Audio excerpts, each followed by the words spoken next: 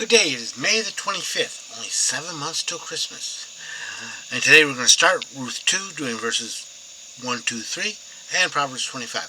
Remember, if you'd like to be tagged when I post these videos, or if you have any questions, comments, concerns, suggestions, complaints, or anything else, you may reach me through 810-242-2997. That's 810-242-2997. You can call, text, leave a message, whichever you like. We begin Ruth 2, starting at verse 1. There was a relative of Naomi's husband, a man of great wealth of the family of Elimelech. His name was Boaz. 2. So Ruth the Moabitess said to Naomi, "Please let me go to the field and glean heads of grain after him, in whose sight I may find favor."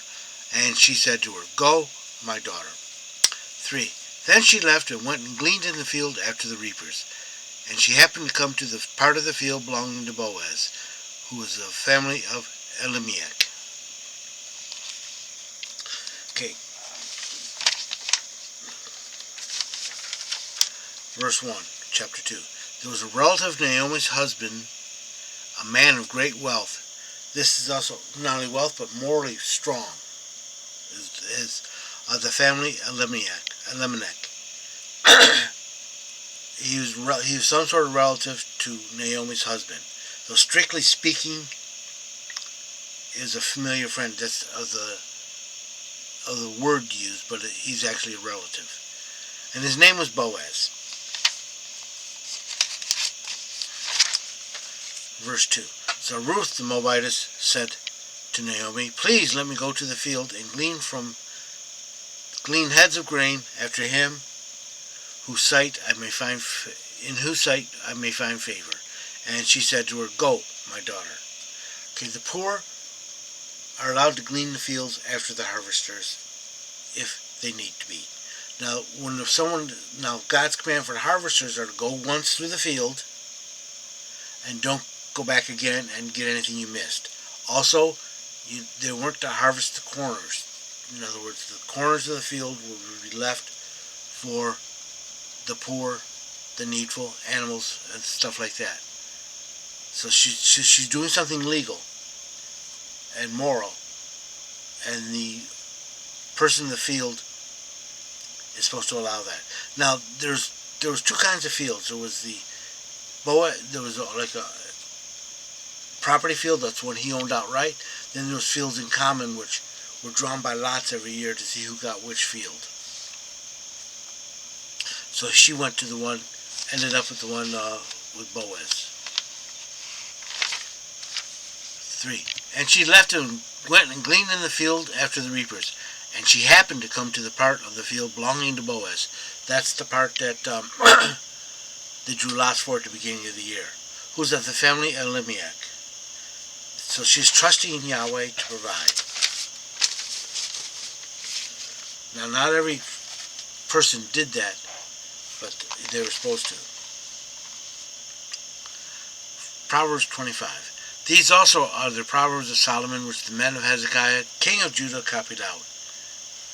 2. It is the glory of Elohim to conceal a matter, but the glory of kings to search it out. So God will hide something, and then we are to search it out. We are to ask, we are to look diligently, and make a strong effort. Verse 3, the heaven for height, the earth for depth, and the heart of the kings is unsearchable. We are to look everywhere. 4, take away the dross from the silver, and there cometh forth a vessel for the refiner. Take away the wicked from before the king, and his throne shall be established for righteousness. 6, glorify not thyself in the presence of the king, and stand not in the place of great men.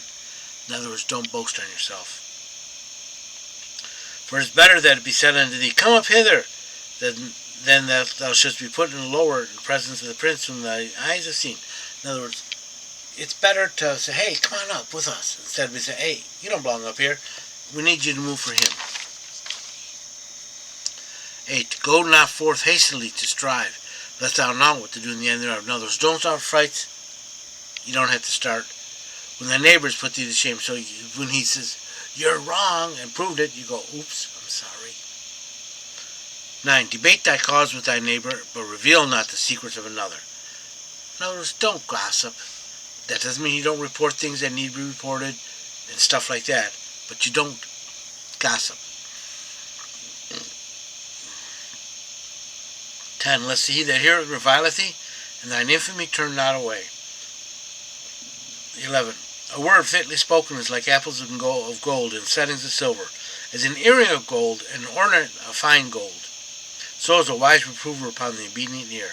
Words fitly spoken, smoothly, and without hesitation at the proper time and place, is beauty and in beauty. 13. As the coldest snow in the time of harvest, so the faithful messenger to him that sendeth him.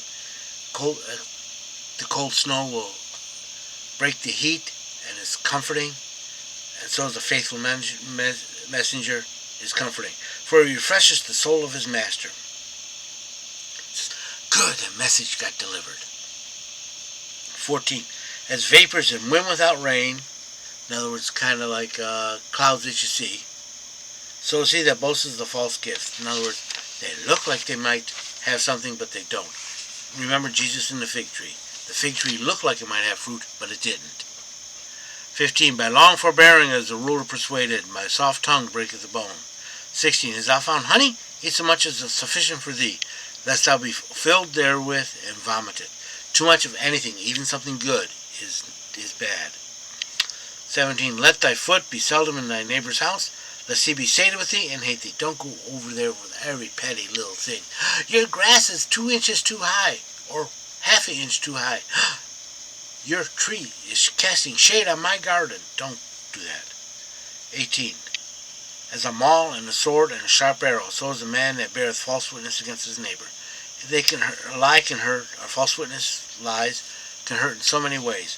It can hurt like by crushing you, as a maul does. A maul is a big hammer. A sword pierce you through the heart, or a sharp arrow kill you at a distance.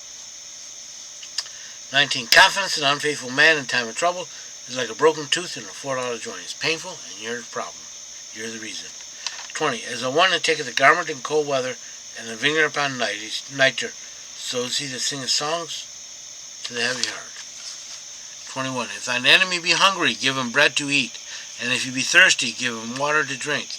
For thou wilt heap coals of fire upon his head, and Yahweh will reward thee. 23. The north wind bringeth forth rain, and a backbiting tongue, and angry countenance. What do you expect? 24. It's better to dwell in the house of a corner of a housetop than in a house in common with a contentious woman. Peace and quiet's better than fighting. 25. As cold waters to a faint soul, so is good news from a far country. As revives you when hope was lost.